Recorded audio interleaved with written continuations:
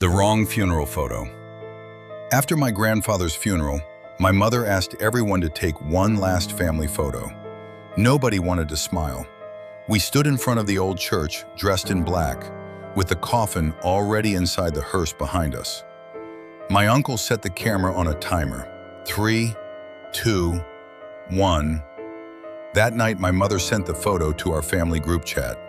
At first, nobody said anything. Then my cousin replied, "Who is the woman behind Aunt Lisa?"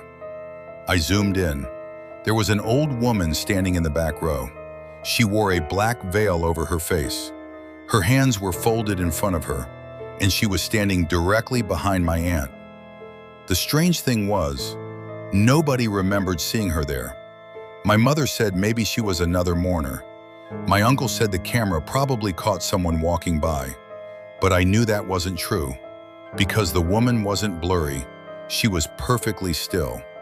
2 weeks later, Aunt Lisa passed away in her sleep.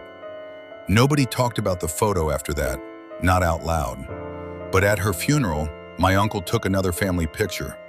This time I checked it right away. The old woman was there again, same black veil, same folded hands. Only now, she was standing behind my uncle. I tried to warn him. He laughed and told me grief was making me see things. 3 days later, he was gone too. After that, my family stopped taking pictures at funerals. For almost a year, nobody mentioned the woman. Until yesterday. My mother found an old photo album in my grandfather's attic. Inside were funeral pictures from our family going back 50 years. And she was in every single one. The same old woman, the same black veil, always standing behind someone.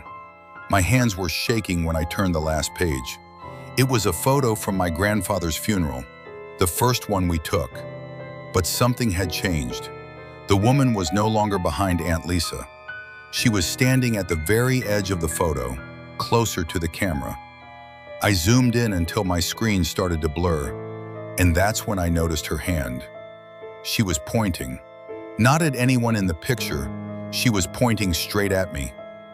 I dropped the phone. I told myself it was just a mistake, just a shadow, just my mind turning grief into something worse. But last night, my phone lit up by itself. It was a new photo, a photo of me sleeping, taken from the corner of my room. And behind my bed, she was already standing there.